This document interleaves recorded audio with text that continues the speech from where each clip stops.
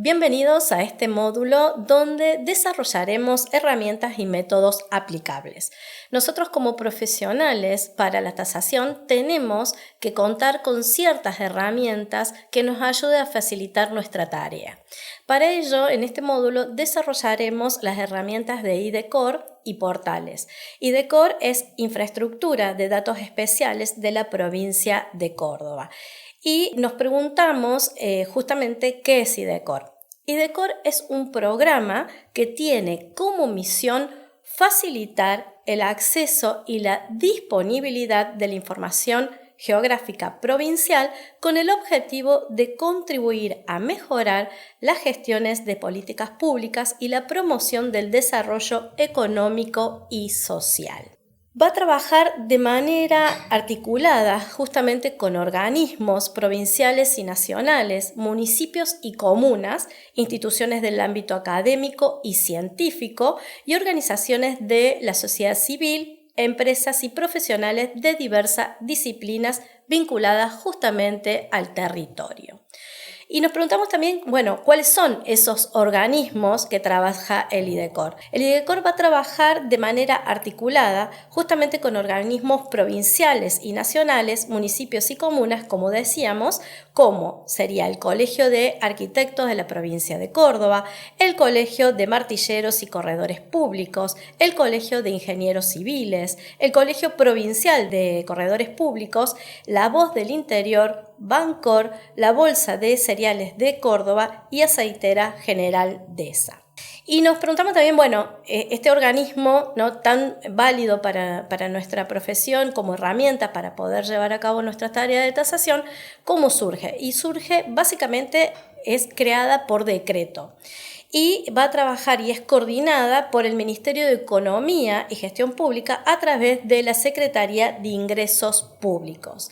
Las tareas que va a realizar IDECOR no son menores, sino que son varias y entre ellas que vamos a nombrar van a proveer la apertura justamente de datos territoriales, de datos públicos territoriales, su integración, mejorar la calidad y uso justamente de los multifinalitarios. También va a administrar una infraestructura tecnológica que posibilita la manera simple y eficiente y aprovechamiento justamente de los datos territoriales de la provincia.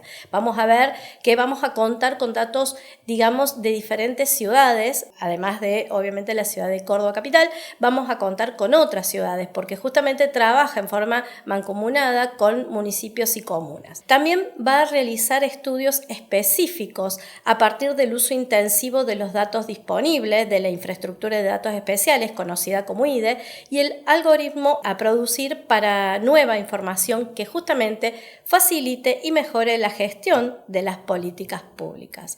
También va a desarrollar capacidades en la comunidad de usuarios, organismos públicos y otros actores para aprovechar los datos y herramientas justamente del IDE provincial. Vamos a contar próximamente con un video donde explicaremos cómo hacer la utilización, pero a rasgos generales, ¿cómo podemos utilizar el portal? Vamos a tener que ingresar justamente al portal. Una vez que ingresamos, se va a abrir el portal y allí vamos a contar con una pestaña que dice herramientas, ahí donde marcamos con la flecha naranja, herramienta, se abre y tenemos una serie de información que podemos contar y podemos ir a mapas. Cuando vamos a mapas se nos abre una serie de lo que se llaman ravioles como cuadrados, con distintas informaciones donde va a haber justamente los mapas temáticos. Ingresando, seleccionamos justamente el mapa que estamos buscando con la información y allí se va a abrir justamente ese mapa y podemos ir abriendo, hay una categorización de colores y lo que sería justamente a la derecha de la pantalla vamos a encontrar un servicio de búsqueda.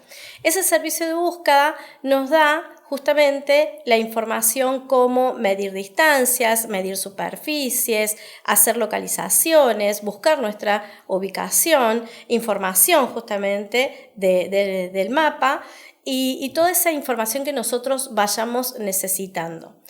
El mapa de Córdoba es una manera, dentro del portal, Entonces nos van a ir otorgando esa información que vamos buscando.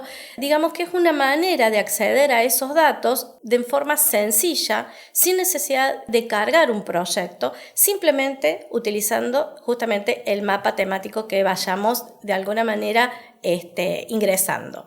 ¿Y cómo podemos acceder a la información de la parcela?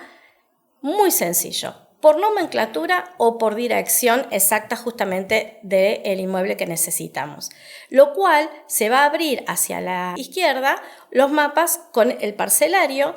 Vamos justamente a ese lugar y vemos que se nos abre una pestaña con los datos de, por ejemplo, las parcelas, las manzanas, los radios municipales, el ejido municipal.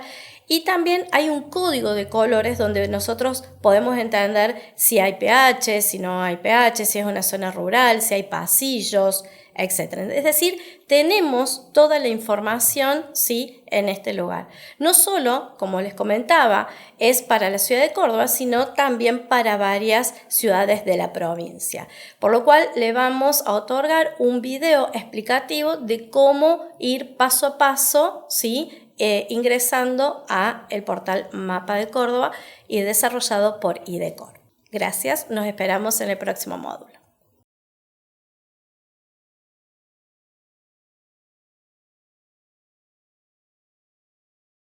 Hola, bienvenidos a este nuevo módulo de la tasación efectiva.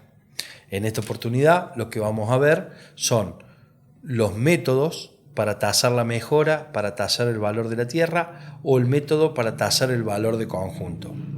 Como introducción, quiero contarles un poquito la historia de cómo vienen los métodos de tasación. Originariamente había dos corrientes, que eran una de la actualidad exclusiva y la otra que tenía que ver con la estimación del valor presente en función de los beneficios futuros. Alrededor del año 50 más o menos, el ingeniero Chandía lo que hace es juntar esas definiciones y plantear una nueva división que hasta la fecha no ha sido superada por ningún otro tipo de división o de categorización de los métodos. Básicamente, ¿qué plantea este ingeniero? Dice, vamos a dividirlos en dos, en los separativos y los de conjunto. ¿Qué sería un separativo? Todos los inmuebles se componen mayormente de suelo y mejora introducida. Entonces tasamos por separado. El valor de una cosa, el valor del otro, lo sumamos. ¿Puede tener algún anexo? Sí, por ejemplo, una plantación en caso de un inmueble rural, pero concentrémonos en lo nuestro, en lo urbano. Suelo por un lado, mejora por el otro. O de conjunto, que básicamente el de conjunto tenía que ver con el inmueble como un todo. La tierra homogeneizada de alguna forma, incorporada a la mejora o la mejora incorporada a la tierra, y eso como una sola masa. El objetivo principal de esto era también incorporar la utilidad de ese inmueble. Entonces, a partir de esa división en dos grandes grupos, surge que estos dos grandes grupos trabajan de la misma manera, ya sea con técnicas comparativas o con técnicas específicas de análisis. Cualquiera de las dos puede acompañar a cualquiera de los dos grandes métodos. Una técnica específica de análisis podría ser trabajando sobre la característica específica del inmueble que estoy tasando, algún caso particular, alguna cosa puntual en cuanto a la forma en la que está construido o la distribución que tiene. En cambio, las que son comparativas habla de un principio de sustitución, un inmueble reemplazado por otro inmueble de similares características. Entonces, básicamente, esas dos divisiones empiezan a marcar el rumbo de lo que serían las técnicas de tasación y los métodos de tasación.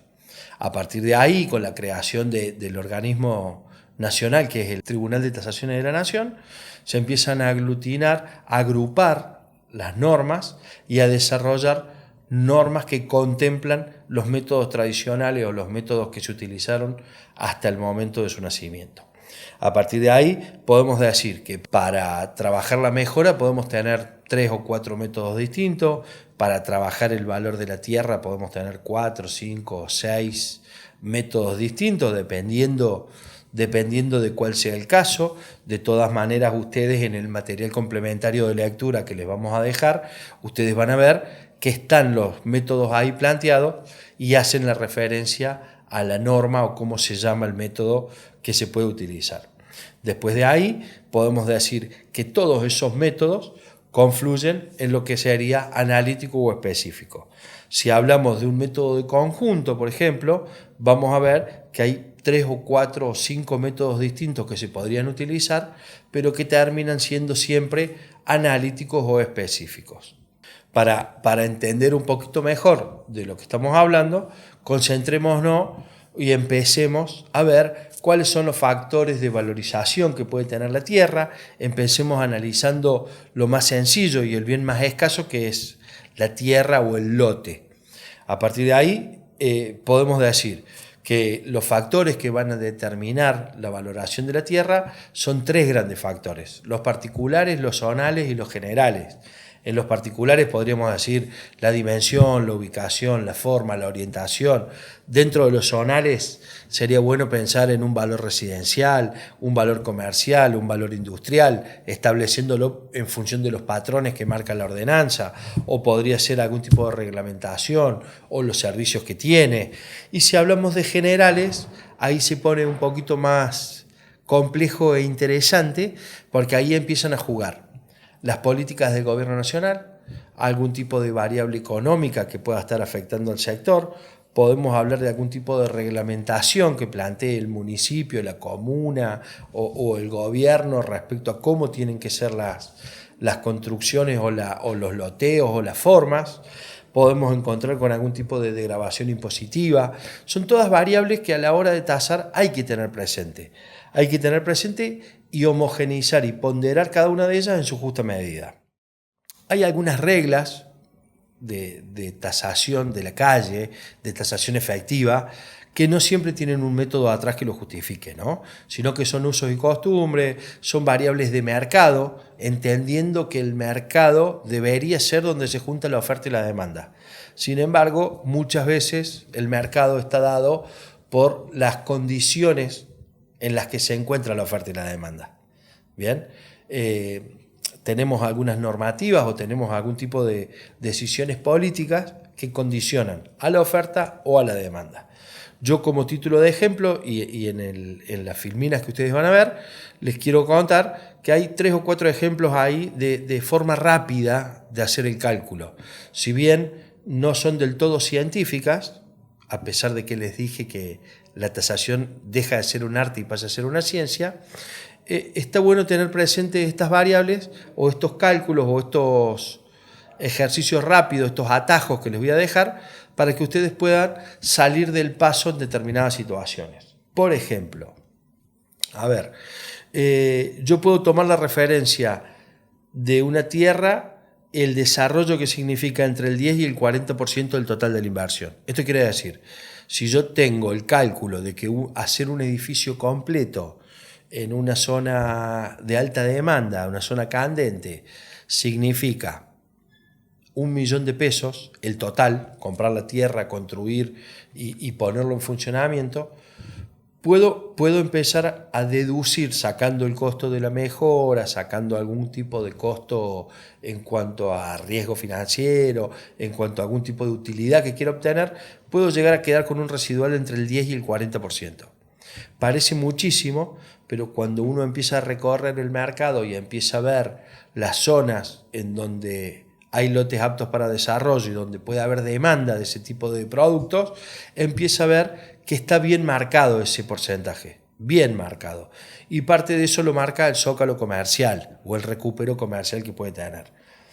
¿Cómo funciona esto? Básicamente el cálculo es cantidad de metros que se pueden construir, a qué costos o a qué valor se venden esos metros, y sacándole un margen de utilidad y sacándole el costo que tiene el metro de construcción, me quedaría un remanente de lo que es el valor tierra. ¿A qué queda supeditado o cuál es la contra que puede tener eso? Y el recupero por zócalo comercial o alguna variable que haga pensar que esa zona no va a tener la demanda o no va a tener la proyección que yo creía que iba a tener. Otra forma que se puede hacer es teniendo el valor de incidencia. ¿Cómo es esto? Yo puedo determinar que para cada metro cuadrado de construcción hay un costo de valor tierra. Esa es la incidencia. Ese valor tierra es un valor simbólico, porque si yo tengo un lote de 300 metros y le construyo arriba 1000 o 1500, no tengo cómo repartir en cuadraditos la tierra para asignársela a cada unidad, pero sí puedo tener una incidencia. La incidencia básicamente lo que me marca es un costo por metro que yo vaya a construir. Entonces, ¿eso cómo se puede hacer? Y básicamente de una forma muy parecida a la anterior, o bien comparando con los valores de venta que pueden tener lotes similares en la misma zona, siempre y cuando la ordenanza me marque que el rendimiento es parecido. O calculando los rendimientos que va a tener cada uno de esos antecedentes para poder establecer cuál es el costo por metro total que vayan a construir. Después, comparación de valores venales, y es la mejor, ¿no? Ya implica otro desarrollo, porque ahí yo tengo que hacer una homogenización de los antecedentes, tengo que trabajar con algún método un poco más puntual, puede ser el PUS o PUC, que es el precio único de cuadro, precio único de zona, o puedo trabajar a lo mejor con alguna planilla del Tribunal de Tasaciones, o puedo trabajar con alguno de los métodos que les comenté. Siempre va a estar condicionado por la oferta que yo tenga. Si yo no tengo mercado, difícilmente pueda aplicar un método, ¿no? Si es una zona en desarrollo, con potencial, pero que todavía nadie puso a la venta ningún inmueble, se hace más difícil.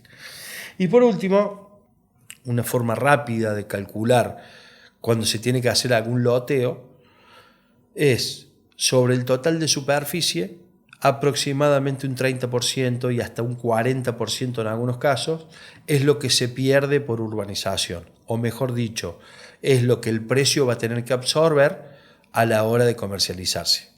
Esto se los dejo como algunos consejos comerciales, si se quieren, o algunos cálculos comerciales para que ustedes puedan tener ahí en el primer cajón del escritorio y ante la duda puedan pegarle una miradita. Dicho esto, empecemos a ver cómo funcionan los métodos. El primer método que vamos a ver, que es el de funcionamiento más sencillo, es el método del costo o de reproducción. En esto hay que ser muy concreto y entender bien qué es lo que estamos tasando. No es lo mismo tasar por un costo de reproducción que por un costo de reposición. La reproducción implica calcular el valor a nuevo de un inmueble realizado con los mismos materiales, en la misma distribución y con las mismas técnicas con las que se construyó el inmueble original. Eso hablamos de una reproducción. Si vamos a hablar de una reposición, podemos tomar el valor a nuevo, las técnicas y los materiales actuales y compararlo de una manera de ajuste a través de la depreciación, por ejemplo. ¿Bien? Entonces, eso es muy importante tenerlo en cuenta. ¿Cómo funcionan cualquiera de estos dos métodos? Básicamente es el costo de reposición que tiene esa mejora. Después vamos a ver los indicadores que ustedes pueden utilizar. En Córdoba existen dos grandes indicadores, uno que genera el Colegio de Arquitectos y otro que genera el Índice de la Construcción de Córdoba, que se llama, que lo genera el gobierno a través de su centro de estadística, y se va a aplicar según el caso. Pero principalmente es el valor de esa mejora, el valor de ese costo unitario de metro cuadrado, menos la depreciación, que la depreciación opera como un desvalorizante, una quita de valor, que esta desvalorización o esta depreciación viene por el paso del tiempo, el desgaste, la falta de mantenimiento, la antigüedad, alguna cicatriz de alguna reparación, alguna patología, todo eso que analizará el tasador en su momento, más el valor del terreno. Entonces, ¿de qué estamos hablando acá? Hablamos de un método separativo. Un método separativo en el cual yo parto de un valor a nuevo, hipotético, porque no lo estoy construyendo, solamente lo estoy analizando, un valor a nuevo depreciado por algún criterio, más el valor de tierra que obtuve por otro método, me estaría dando el valor de la propiedad sujeto. ¿Bien? A partir de ahí, yo puedo trabajar por dos caminos mayormente este cómputo, o este cálculo. Uno de los caminos, como les decía recién, es tomar el valor a nuevo. El otro camino, que seguramente para los arquitectos puede ser hasta más cómodo o más natural para trabajar, es el camino del cómputo y presupuesto. O sea, calcular el costo por cálculo y presupuesto, y a partir de ahí, si es necesario, le aplicarán la depreciación o no. Las depreciaciones se aplican siempre igual. No es que si voy por un camino o voy por el otro, aplico distinto. Acá es mayormente cómo voy a trabajar la mejora. Ahora, ¿cómo voy a trabajar la tierra? Recién hablábamos de algunos cálculos sencillos, comerciales, rápidos, que yo puedo tener para salir del paso. Pero lo importante de esto es no salir del paso siempre, ¿no? Eso es para un salvavidas. Ahora bien, si yo estoy tasando y me considero una persona responsable a la hora de tasar, es necesario que yo tenga en cuenta que existen normas nacionales de tasación. ¿Cuál es la norma por excelencia para tasar la tierra? La norma TTN 5.2. Básicamente esta norma lo que me dice que es una planilla de comparación de valores de tierra. Esta es una planilla que funciona como un instrumento para el procesamiento de información y la obtención de valores unitarios que me va a conducir al valor de la tasación. Hay que tener presente que uno toma antecedentes, los carga, los procesa y termina trabajando, obteniendo como resultado un valor unitario del metro cuadrado. Metro cuadrado o hectárea son las dos variables que se pueden cargar en esta planilla. Entonces, a partir de ahí, yo lo que hago, desde que consigo el antecedente hasta que obtengo el valor final, empiezo a trabajar con una comparación integral del lote, en donde yo puedo hacerle ajustes al precedente, hacerle ajustes para que me permita llegar al valor del inmueble que estoy tasando. Estos ajustes los vamos a llamar homogenización. Esta homogenización se va a hacer a través de coeficientes. Por ahí parece medio trabalengua, pero ahora cuando les muestre la planilla van a ver que es bastante sencillo y que está bastante estructurado. ¿Qué es lo importante de trabajar con estas planillas? Que estas planillas implican sí o sí dos niveles muy importantes. El primero es que la introducción de la información sobre los inmuebles que obrarán de antecedentes de mercado sea real. El segundo aspecto importantísimo y vital para esto es que el procesamiento de esa información se haga en forma coherente y en función del objetivo propuesto. ¿Por qué me gustaría remarcar esto en función del objetivo propuesto? Porque los métodos tradicionales ponían siempre como ejemplo un inmueble. Decían, bueno, el departamento ideal es un tercer piso de 130 metros a la calle, preferentemente en la esquina, frente a un espacio verde. Bueno, esa estructura de modelo desaparece en estas planillas. Acá el modelo pasa a ser el lote que estoy tasando. Si mi lote está a mitad de cuadra, es un lote medial, con pendiente, sin pendiente, con servicios o sin servicios, no importa porque ese va a ser mi ideal. Entonces, todos los antecedentes que yo consiga los voy a tener que ajustar para que se parezcan al mío. ¿Esto qué quiere decir? Si yo tengo un lote medial, sin servicios, y mi antecedente para tasar no es medial o sí tiene servicios, voy a tener que ajustar los coeficientes para que ese lote pierda un poquito de valor por tener esos servicios o por no ser medial o por no tener las mismas características que el mío. ¿Bien? Estas planillas lo que hacen es plantear el inmueble que se está tasando es el ideal, por más que estemos tasando una tapera, es el ideal. De ahí, todo lo que esté por encima o en mejores condiciones tiene que ser ajustado hacia abajo. Y todo lo que esté por debajo, en características, funcionalidad, condiciones, servicios o lo que fuera, se tiene que ajustar hacia arriba para que se nivele todo en uno, dentro de una franja. Ya vamos a ver que esta franja lo que me va a permitir a mí es practicar distintos ajustes dentro de un parámetro. ¿Cuáles serían esos parámetros? Bueno, esos parámetros ya me los da preestablecido el Tribunal de Tasaciones. Me establece esos parámetros. Me dice que los coeficientes máximos a utilizar debería ser 0,7 hacia abajo y 1,30 o 1,30 hacia arriba. Después, según la norma, empieza a ajustar un poquito más o un poquito menos cuál es el coeficiente que conviene utilizar. En algunos casos, algunos coeficientes plantea que no deberían tener una oscilación mayor a 0,10. En otros casos plantea que hay coeficientes que no deberían tener oscilaciones mayores a 0,5. Pero, a su vez, deja abierto a criterio del tasador, a la experiencia, al conocimiento y a esta coherencia que exige la carga del dato, todos los ajustes pertinentes a cada uno de esos coeficientes, siempre que nos movamos dentro de un rango, ¿no? Entonces, por eso, el concepto general que plantea respecto a los antecedentes dice, y se los leo textualmente, el concepto es que si el antecedente fue correctamente seleccionado como exponente de ese segmento de mercado y es por lo tanto comparable con el bien a tasar y por él se solicita un determinado valor unitario siendo como es y con las características que tiene, si sus características fueran idénticas al bien a tasar, el mercado solicitaría este valor transformado, que incorpora además la reducción por contraoferta. El proceso de homogeneización implica desde ese punto de vista una calificación del antecedente, extrayendo de él el valor unitario que se utilizará para la determinación del valor unitario del tasado.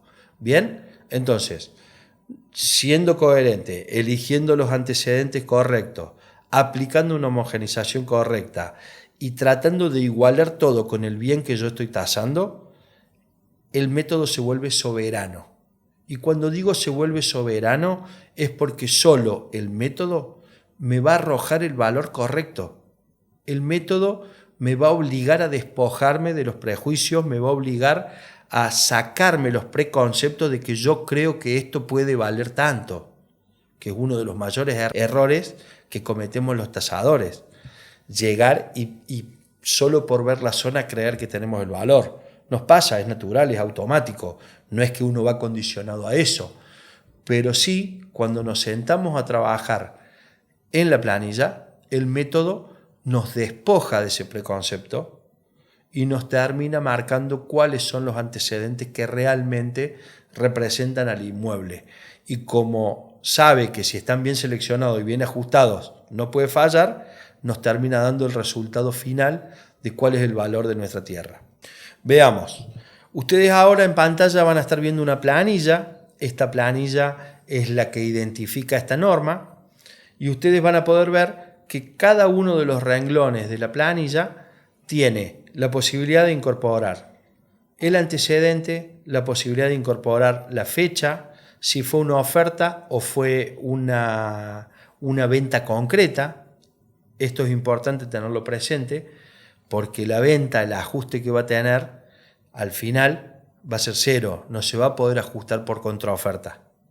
En cambio, la oferta, el antecedente de una oferta sí se puede ajustar porque va a estar sujeto a la negociación.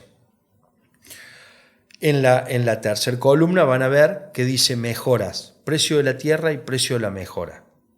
Esto es por si se llega a dar el caso en que ustedes no tengan antecedentes de tierra solamente o tengan antecedentes en donde la tierra tiene incorporada algún tipo de mejora. Calculando por el costo de reposición esa mejora, se podría sacar el valor puro de la tierra y trabajar con eso. Después van a ver que hay algunos casilleros que están pintados de azul y otros que están pintados de blanco. Los casilleros que están pintados de azul, ustedes pueden incorporar información.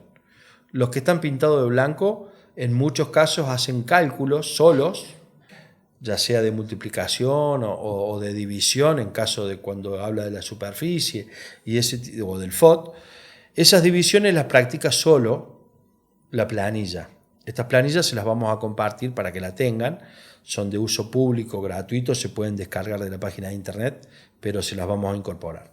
Entonces, ¿yo qué voy a incorporar en esta planilla? Yo voy a suponer que trabajo con antecedentes que no tienen mejoras. Entonces pongo antecedente 1, la ubicación en la que se encuentra, si fue en qué fecha tomé ese antecedente, si fue una oferta o una venta, voy a incorporar el valor de la tierra, en donde dice precio, y voy a poner los datos de frente y fondo. Esto es vital ponerlo, frente y fondo. Y la superficie.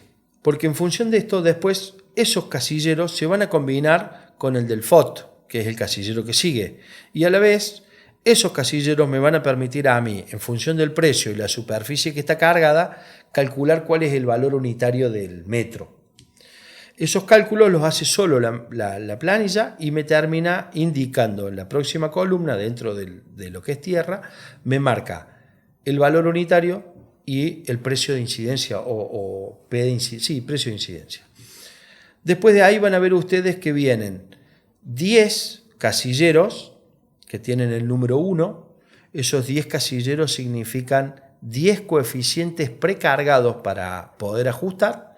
Y después van a ver que hay 4 casilleros libres que corresponden a 4 coeficientes posibles de incorporar. Ya veremos cómo opera cada uno de estos. Después van a ver que hay un coeficiente de oferta. Ese coeficiente de oferta es el que le comenté hace un ratito, que se puede ajustar si es una oferta o es una venta concreta. Y por último van a ver que dice COEF total, que es un coeficiente total. ¿Qué me va a marcar este coeficiente total? En función de los ajustes que yo vaya haciendo para cada inmueble, este coeficiente total se me va a ir por encima o por debajo de 1. Al llegar al final, yo voy a poder seleccionar de todos esos antecedentes cuál es el que es más representativo del inmueble que estoy tasando y cuál tengo que descartar. Ese coeficiente no se puede poner a mano. Eso lo va a calcular solo la planilla. Ahora veamos, en el caso de los lotes, cuáles son los coeficientes que yo puedo utilizar y cómo tengo que ajustar cada uno de esos coeficientes. El primer coeficiente que vamos a ver dice ACT, es un coeficiente de actualización. Ese coeficiente, por lo menos ahora y por un tiempo más, olvídense, no lo van a utilizar. Esta norma fue creada cuando vivíamos en la época de la paridad 1 a 1 entre el dólar y el peso y con una inflación que aparentemente no existía, que era el 2 o 3 anual. Entonces, ahí sí era posible ajustar por el tiempo que llevaba la oferta o por la necesidad que podía tener la persona o con qué estrategia de comercialización se estaba llevando adelante. Entonces, esa actualización se podía calcular porque era una incidencia muy baja. Hoy eso no existe, lo dejan en 1, no modifiquen nada. Ubicación. Ubicación me permite a mí jugar y ajustar en más o en menos. Como les decía, la ubicación ideal para cada caso es el inmueble que estoy tasando. Si hoy me toca tasar un inmueble sobre una ruta nacional, por más que teóricamente no lo es, esa sería la ubicación ideal. A partir de ahí, si yo consigo sobre la misma ruta, la ubicación es 1. Si yo consigo que está, supongamos, frente a la plaza, a 200 metros de la ruta, que según los libros es mejor ubicación, voy a tener que castigar a ese inmueble, restándole ubicación para que se parezca al mío. Entonces, si la ubicación frente a la plaza es 1.1, para los manuales de tasación, para esta norma es 0.9, para que se acerque al valor o a la ubicación que yo estoy tasando. A partir de ahí, voy subiendo y voy bajando los coeficientes según yo considere, por mi experiencia, por el conocimiento de la zona, por el bagaje técnico que tenga, por el estudio previo que haya hecho de los antecedentes y del inmueble que estoy tasando. Y así voy aplicando en cada uno de los lotes o antecedentes que voy teniendo. La segunda columna tenemos medida y esquina. La medida tiene que ver, esto viene de las antiguas tablas de Fitti Cervini o de las tablas del Tribunal de Tasaciones, donde se planteaban lotes ideales de 10 por 30 o de 11 por 30. Ese tipo de lotes se planteaban como ideales. Si el lote que estoy tasando no está en esos parámetros, les diría que no se vayan a esa tabla a mirar, porque lo que van a generar es confusión, porque funciona de una manera distinta. En todo caso, lo que les digo es, si la ordenanza les marca que para esa zona las medidas de los lotes son de determinada manera, vean cómo se ajusta el lote que están tasando en función de los antecedentes que tiene y desde ahí practiquen el ajuste. En cuanto a la esquina, es válido tomar el criterio del ingeniero Balbano, en donde parte de 4 zonas y esas 4 zonas a su vez tienen 4 posibles ajustes, siendo el tope de ajuste en el orden del 30% y el menor de los ajustes en el 10%. Entonces, de ahí ustedes pueden tomar antecedentes en la esquina para tasar lotes mediales o lotes mediales para tasar lotes de esquina, ajustando ese coeficiente. Tenemos un coeficiente de superficie y un coeficiente de forma, el mismo criterio que el anterior. Si la normativa marca que los lotes tienen que tener determinada superficie, determinada forma, ustedes pueden aplicar ahí según la diferencia que haya por normativa.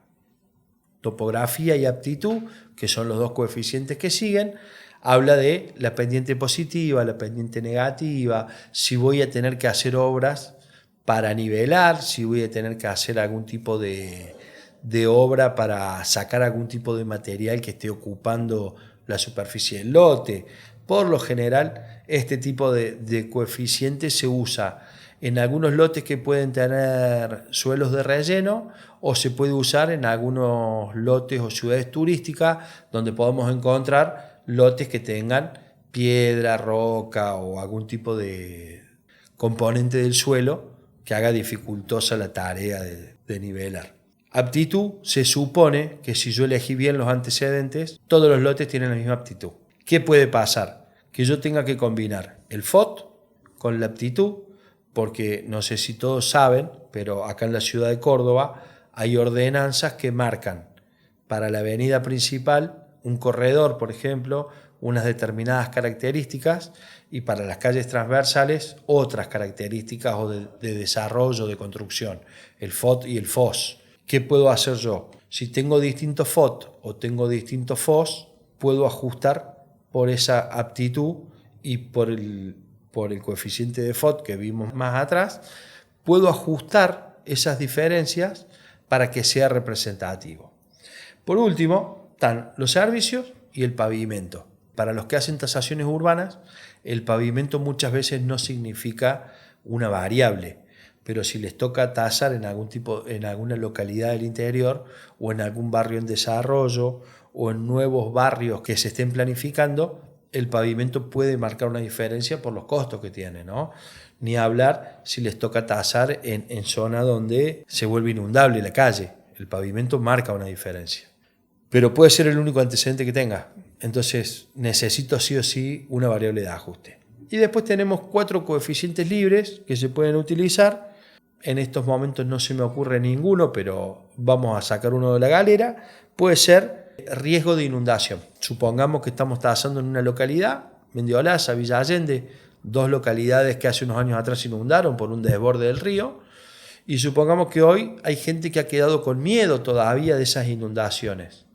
Entonces, yo tengo que tasar un lote ahí, en inmediaciones de lo que es la ribera o la cota del río. Yo podría incorporar un coeficiente que tenga que ver con eso. Entonces, más riesgo, menos riesgo. Lo subo un poquito, obviamente va a ir jugando con los niveles del río, con la forma del río y va a ir jugando con el riesgo de inundación y la ubicación del lote. Entonces, se me ocurre que se podría inventar un coeficiente de esos.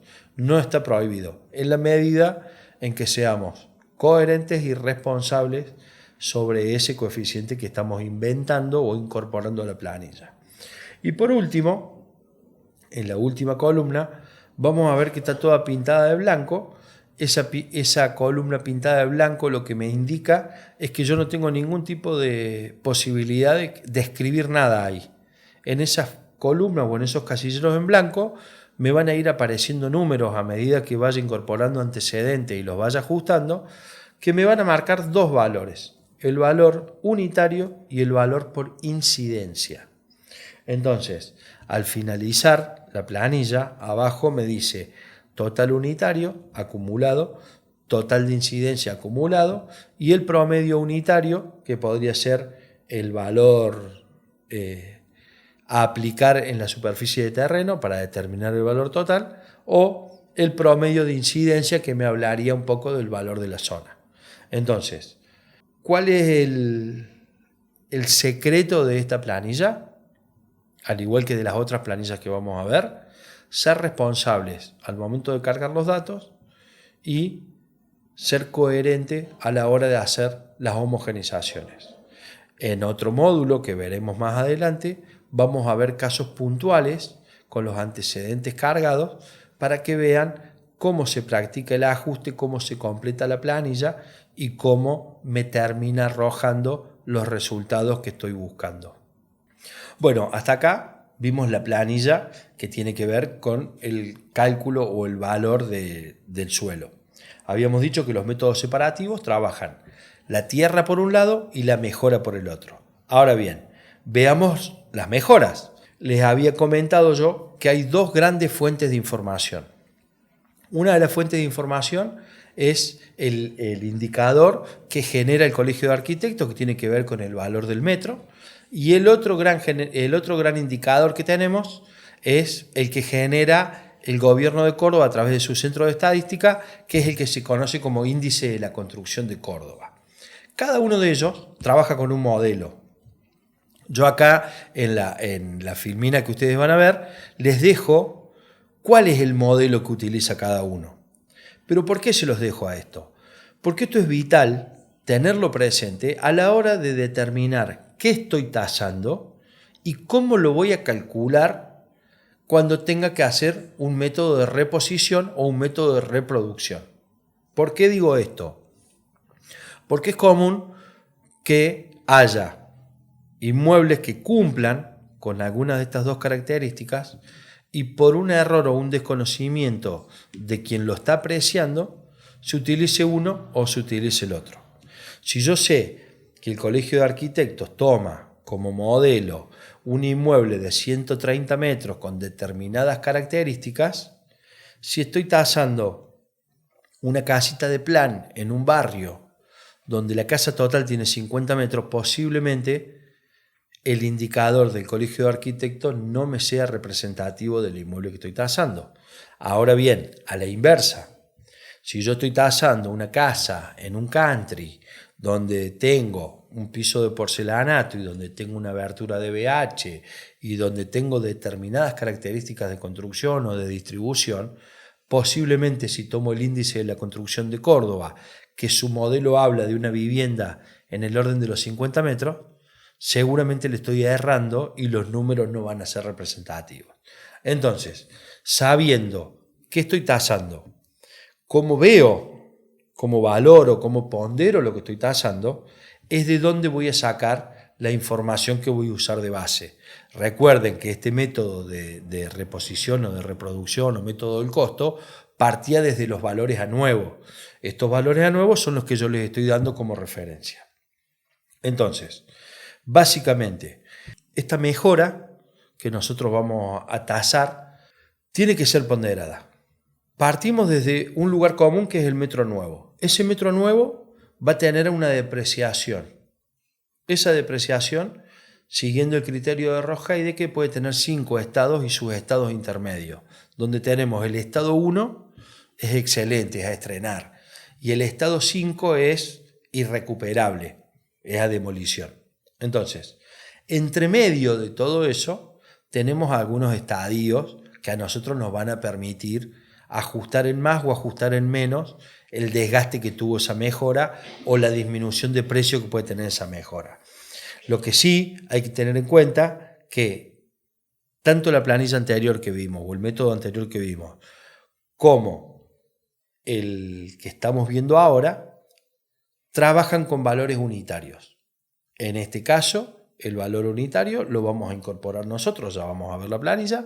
En el otro caso que veíamos recién, la planilla me arroja el valor unitario. Básicamente, las planillas trabajan de la misma forma, con fórmulas, con ajustes, con coeficientes, con la diferencia que en algunos me pide una información y en otras me pide otra. En el caso anterior, me calculaba solo el valor unitario. porque me pedía el valor total. En este caso me pide el valor unitario y después me va a permitir calcular el valor total. Entonces, veamos, ¿qué me va a condicionar a mí, además de lo que estoy viendo? ¿Qué me va a condicionar a mí cómo voy a trabajar? Y mayormente dos grandes rubros. Uno de los rubros es el tipo de mejora que estoy tasando y el otro rubro es la vida útil de esa mejora.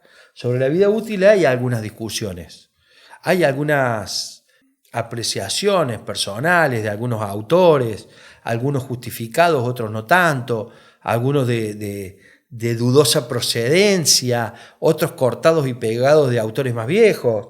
Entonces, ante esa discusión, el Tribunal de Tasaciones de la Nación lo que hace es, según el tipo de construcción, establece una vida probable estimada que se supone debería ser común para todos. ¿Qué hace el Tribunal de Tasaciones? Pone que los tipos de construcción van a ser represas, centrales, piensen que esto es un organismo oficial, ¿no? Entonces, represas, centrales atómicas, puertos, puentes, edificios, ya sea si son porque después pone las características, ¿no? Entonces, edificios industriales, galpones, viviendas, distintos tipos de vivienda, y a la vez dice, bueno, está bien, esos van a ser los grandes rubros. Esos grandes rubros, ¿cómo los voy a separar? Bueno, los voy a separar por las características. Entonces, saltémonos la parte de la obra pública, vamos a lo que nos importa. Dice, tipo de construcción, edificio. Característica, estructura de hormigón armado, independiente, mampostería de ladrillo revocado, cubierta plana con servicios individuales o centrales. Ahí hablamos de una vida probable entre 80 y 100 como una expectativa de vida. Después me dice que hay edificios que son iguales a los anteriores, pero con estructura de acero o mixta. Acá me marca una diferencia. Eso ya me sube de 100 a 120. Después me saca a otra construcción de edificios, que son los edificios industriales y galpones. Ahí me dice cómo son las características, me pone entre 50 y 80 años. Después me habla de las viviendas. Las viviendas les dije que me las dividía en 4. Básicamente es la vivienda de mejor categoría que pone o conceptualmente de mayor vida útil, pone que es con cubierta de teja, mampostería de ladrillo, carpintería de madera, piso mosaico cerámico, revestimiento de azulejo cerámico, revoque grueso y fino, sanitarios. Bueno, ahí hablamos entre 50 y 80 años. Después me habla de la misma vivienda que la anterior, pero con cubierta plana, entre 50 y 80 años. Y después me pone igual a la anterior, pero con cubierta de chapa, o sea, ya me baja la calidad del techo, entre 40 y 60. Y por último me pone cubierta de chapa con pared de madera, carpintería de madera, piso de cemento y sanitarios. Y ahí hablamos entre 20 y 40 años. Estos son indicadores estimativos, no son tajantes. Puede haber casos donde la vida útil por determinadas características de los materiales que se utilizaron sea mayor o menor. Puede ser que el estado de conservación haga que el paso del tiempo no repercuta tanto y esté mejor la mejora y no tenga tanto desgaste. Puede haber ajustes sobre esto. Esto no lo tomen como una cosa dogmática, ¿no? Estos son criterios de vida útil recomendada, siguiendo otros autores que plantean que las categorías de edificación son 4, donde tenemos edificio destinado a vivienda familiar individual, edificio destinado a vivienda colectiva, edificio destinado a locales, negocios, escritorios y oficinas, y por último las categorías intermedias, o sea, 3 grandes categorías y las intermedias. Acá podríamos decir que escapa lo que sería galpones, escapa a lo que veíamos recién, escapan los puertos, las centrales atómicas, todo eso no estaría contemplado. ¿Qué quiero que vean sobre esto, más que discutir si los años están bien o están mal? Yo quiero que vean que la mayoría de los autores establece que hay construcciones de lujo muy buenas y económicas.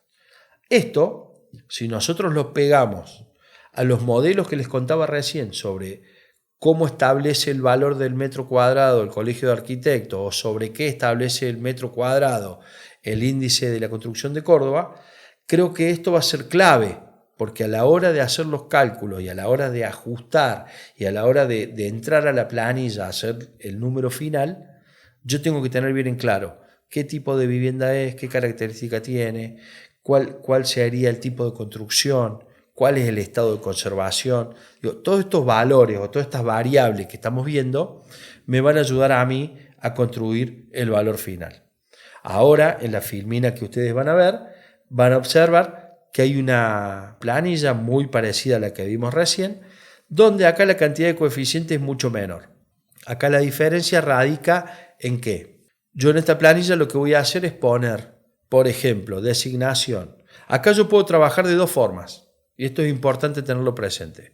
Yo puedo trabajar con 20 inmuebles distintos para obtener valores promedios o para obtener valores de cada uno de esos inmuebles, o bien puedo trabajar un inmueble desmembrado hasta en 20 partes. ¿Cómo se haría esto? Supongamos que yo tengo que tasar una casa donde tiene un núcleo central o principal, que tenemos un ingreso, un dormitorio, un living comedor, una cocina, un baño y a lo mejor un garage, construido hace 20 años en calidad buena y en determinadas condiciones de conservación. Y a esa casa después se le incorporó una planta alta hace 5 años, en donde en la planta alta hicieron 2 habitaciones y un baño. Por ejemplo, yo puedo desdoblar y poner designación planta baja, 83 metros, edad en años 20, expectativa en años, supongamos que tomé 80, ahí pongo 60, que es lo que le falta de vida. Bueno, el estado de conservación, que es lo que me va a permitir modificar, pongo donde dice BR, precio sobre metro cuadrado, yo ahí puedo poner, supongamos que estoy trabajando con el índice de la construcción del Colegio de Arquitectos, pongo el valor que dé en ese momento de la tasación, valor de residual, en este caso no voy a poner nada, y me va a arrojar un valor actualizado. Ese valor actualizado me va a permitir a mí establecer cuánto vale esa parte de la casa que se construyó hace 20 años. Si yo en el segundo renglón pongo planta, lo identifico como planta alta, superficie 48 metros, antigüedad 5, y tomo los mismos 80 que había tomado para la planta baja, debería poner como expectativa de años 75. Bien, tengan presente esto, que el número total tiene que dar la vida probable. No es, no, la vida probable es de 80, por más que hayan pasado 20 años, porque eso me estaría dando 100. Si pasaron 20 años es lo que le falta, para llegar a los 80, a los 100, a los 50 o a la edad que sea. Lo mismo pasa con cada una de las mejoras que incorporen. Funciona todo de la misma manera, yo puedo modificar los estados, puedo cambiar todo lo que esté pintado de color, no puedo cambiar nada de lo que esté de blanco, y acá juega un coeficiente que es coef real. Este coeficiente real es un coeficiente de realización. ¿Por qué juega este coeficiente de realización? Porque esto se supone que yo, cuando hago la tasación, parto del principio de que mágicamente yo podría construir los mismos metros que los que estoy tasando, así, por arte de magia, en el momento. Entonces, el coeficiente de realización, ¿qué me plantea? ¿O qué plantea el método? El método plantea que el coeficiente de realización es una pérdida de valor que va a tener ese valor nuevo, ese metro nuevo, por el hecho de que a mí me lleva tiempo construir, por el riesgo que me lleva a construir, por todas las variables que pueden influir desde que yo estoy tasando hasta que eso se haga. Entonces, ese coeficiente de realización es un ajuste que propone el método que debería llegar hasta 0,80. Hasta ese número se podría ajustar. Según el caso, lo aplicarán o no lo aplicarán. Ahí juega nuevamente el criterio del tasador y ahí juega nuevamente la finalidad de lo que se está tasando. Y por último, en observaciones, yo podría hacer algún tipo de observación sobre lo que estoy tasando, o podría hacer algún tipo de observación sobre el cálculo, o podría aclarar por qué apliqué o no apliqué determinado ajuste. Con esto, lo que voy a lograr yo es terminar teniendo al final de las superficies cubiertas la cantidad de metros que yo procesé y al final del valor adoptado el valor que me va a indicar para esa cantidad de metros. De acá yo lo que obtengo es el valor de la mejora. Esto me va a servir para un galpón o para una casa, para un departamento o para una construcción precaria. Esto ya es una cuestión de cada uno. Lo que sí tengo que tener presente que esto solamente funciona cuando yo estoy trabajando con un método separativo, donde tasé la tierra o la voy a tasar y taso la mejora por separado. En algunos casos de pericias judiciales pueden pedir que solamente se tase la mejora porque sobre el lote no hay discusión. En ese caso puedo aplicar esto sin ningún problema. ¿Cuál es una de las depreciaciones, las 3 depreciaciones más marcadas que tienen los inmuebles y que muchas veces son difíciles de ponderar? Y en esto siempre uno apela al criterio del tasador o siempre uno apela a esa columna de observaciones que les comentaba recién. Los inmuebles por su naturaleza tienen 3 tipos de, mejor dicho, las mejoras tienen 3 tipos de depreciaciones. La primera es la física, es la que conocemos todos, que esencialmente es la pérdida de valor por el paso del tiempo. Este paso del tiempo lo que me va a marcar a mí es una disminución en la aptitud física, un desgaste. Puede ser también por algún tipo de rotura, puede ser por algún tipo de reparación mal hecha. Esa depreciación es la que vemos todos, es la que conocemos todos y es la única que parecería que es importante. Sin embargo, hay una depreciación que no siempre se tiene en cuenta y que es vital a la hora de lograr una tasación realmente efectiva. Es la depreciación funcional. La depreciación funcional es un detrimento del valor del bien por la distribución interna que tiene el inmueble. A ver, hace muchos años se creía que tener un baño en suite jerarquizaba la propiedad. Y así fue que vimos en Nueva Córdoba explotar la cantidad de edificios que se hicieron con departamentos de un dormitorio con un solo baño y en suite. Bueno, hoy es impensado tener un solo baño y encima en suite. Puede ser un baño en suite, sí, seguro, está bien, es cómodo, pero necesariamente necesito un baño social. Hoy nadie quiere revelar su intimidad, salvo que sean las redes que les encanta, pero en materia de tasaciones nadie quiere revelar su intimidad. Entonces, esos cambios o esas modas o esos modelos de inmuebles con una aptitud funcional limitada, que queda sujeto a una época, que queda sujeto a una moda, puede haber sido una casa chorizo también, para que lo tengan presente, hoy tiene sí o sí una ineptitud de diseño. O sea, sí o sí ese inmueble no vale lo mismo, un departamento con un solo baño en suite no vale lo mismo que un departamento con un baño que no está en suite. Y capaz que vamos a encontrar alguna discusión en donde digan, no, sí, vale lo mismo, porque el valor de la tierra, el valor de la mejora, sí, no vale lo mismo. Si yo salgo al mercado con los 2 inmuebles, posiblemente los interesados sean 10-1. Tenga 10 interesados en tener el baño fuera del dormitorio y uno solo que le va a dar lo mismo. Entonces, no vale lo mismo un inmueble donde tengo 10 potenciales clientes que un inmueble donde tengo un solo potencial cliente y lo tengo que esperar a que aparezca.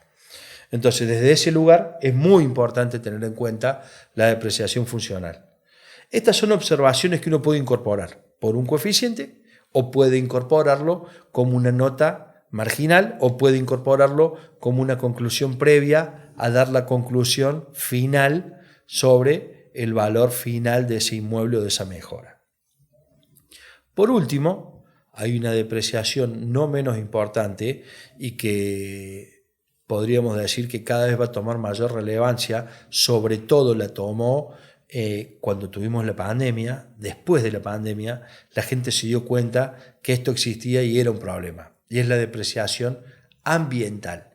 Esta depreciación ambiental no tiene que ver directamente con el inmueble, tiene más que ver con el entorno, tiene que ver más que nada con la ubicación del inmueble, pensando que la ubicación del inmueble es su distancia con valorizantes y desvalorizantes.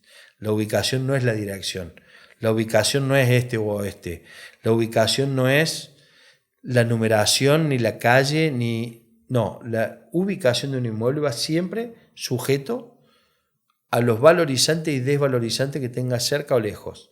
Entonces, de repente, si yo tengo una vista, tengo frente a mi inmueble, tengo una vista al río, puede ser muy lindo. Ahora, si ese río se transforma en un basural o se transforma en una zona donde se instala una villa miseria o donde se transforma en una zona marginal o donde se empieza a inundar y se come el pavimento y yo tengo miedo de que llegue hasta mi casa, tengo una depreciación ambiental importante. Entonces, guarda a la hora de tasar de no tener en cuenta estas variables. ¿Puedo tener una depreciación que no sería una depreciación, sería una plusvalía ambiental? Sí, claro. Acá en la ciudad de Córdoba pasó en Barrio Cabildo. Tenían un basural a cielo abierto y entre el trabajo del centro vecinal, los vecinos, algunas ONG y el municipio, se logró revertir eso, limpiarlo y transformarlo en un espacio, en una plaza, un espacio público de uso común. Entonces ahí mejoraron el entorno, entonces la depreciación ambiental ahí dejó de ser una depreciación ambiental y pasó a ser una plusvalía. Si hubiera sido el caso inverso, que era una plaza y se transformó en un basural, la depreciación ambiental es bien marcada y eso hace que los inmuebles no tengan el mismo valor. Entonces, pasó hace muchos años acá en la zona de Villa Allende, donde había un cementerio parque que terminó quedando casi encerrado por la ciudad. El desarrollo urbano se lo comió y ese cementerio tenía un horno para cremaciones. Y todos los vecinos empezaron a quejarse de los olores según cómo corría el viento, terminaron cerrando el horno. Entonces, esto es una depreciación que hay que tener en cuenta, no siempre se la considera. Bueno, hasta acá pudimos ver los métodos que me permitían, los métodos separativos, que a mí me permitían trabajar la mejora y la tierra. Ahora yo les voy a explicar un método que para mí es el rey de los métodos, a pesar de que estoy convencido de que no existe un método que sea el supermétodo que sirva para todo. Creo que este es uno de los métodos más completos. Y a la vez es el método que sugiere el Tribunal de Tasaciones que hay que usar cuando existe un mercado. Entonces, este método es un método de conjunto. Es un método que dice llamarse comparación de valores venales, en la norma 6.3. Este método trabaja igual que los métodos anteriores, donde vamos a encontrar planillas, donde vamos a cargar de manera responsable la información, la vamos a ajustar, la vamos a homogeneizar, vamos a ir trabajando cada uno de los inmuebles, para cada uno de los antecedentes para que sean representativos. Trabaja con el mismo concepto que el anterior, donde el inmueble ideal es el nuestro y todos los inmuebles que yo encuentre se tienen que acercar al mío, por eso los voy a ajustar en más o los voy a ajustar en menos, y a partir de ahí empiezo a hacer una homogenización. ¿Qué pasa con esta homogenización? Acá la gran discusión que hay sobre este método, o mejor dicho, donde se presenta la mayor confusión con este método, es en el tema de las superficies. ¿Por qué planteo esto? Porque el tribunal sugiere una forma de homogeneizar superficies. Si bien muchas veces cuando uno está tasando una vivienda individual, es sencillo determinarlo, muchas veces puede pasar que esté tasando una unidad de pH. La unidad de pH puede tener algún tipo de construcción tipo balcón o terraza que no puedo considerar como metro cubierto, pero tampoco la puedo considerar como parte de la tierra, porque algún tipo de intervención hubo ahí. Entonces eso tiene que ser ajustado. ¿Y cómo tiene que ser ajustado? A través de un coeficiente. Un coeficiente que yo voy a aplicar previo a entrar a la planilla. Por ejemplo, si yo tengo que tasar una casa de una X cantidad de metros cuadrados y esta casa tiene una dependencia, como puede ser un tallercito, una cochera, un quincho, una galería cerrada, lejos o alejada de la construcción principal, ¿cómo la voy a incorporar? Digo, un quincho que no tiene los elementos que tiene una casa, porque a lo mejor no tiene ventanas, pero sí tiene puerta-ventana, pero a lo mejor no tiene instalación de gas, pero tiene la chimenea con el asador, pero a lo mejor sí tiene un baño, pero a lo mejor no tiene una cocina. Bueno, ese tipo de construcciones está previsto en la norma, está previsto que yo pueda ajustarlo. ¿Cómo lo tengo que ajustar? Previamente. Cada una de esas dependencias tiene su coeficiente o su forma de ajustar esta superficie. Acá nuevamente el rango es de 0,70 a 1,3 o 1,30. Entonces, por ejemplo, una dependencia separada del cuerpo principal, lo que les decía recién, puede estar entre 0,40 a 0,70. ¿Bien? Si yo tengo una galería o un balcón semicubierto, en el orden de 0,50. Un balcón descubierto, 0,30. No sé, un patio y una terraza de 0,10 a 0,25. Entiéndase bien que estos ajustes se practican sobre los metros. Entonces, ¿cómo funcionaría? Supongamos una dependencia, el caso del quincho. Acá me dice entre 0,40 a 0,70. Supongamos que es un quincho básico, que lo único que tiene es piso, pared, techo, una puerta y 2 ventanas.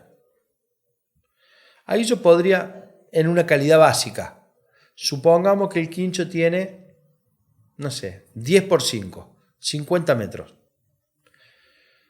Es criterio de este tasador, en base al observado y a la calidad constructiva, tomar el coeficiente de 0,40 o el de 0,50.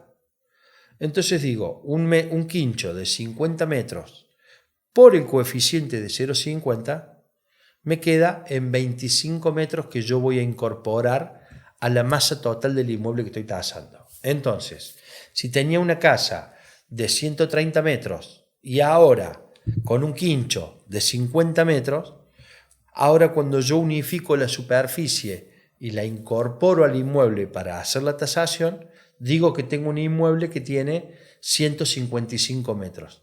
Los 130 que tenía la casa más los 25 del quincho homogeneizado.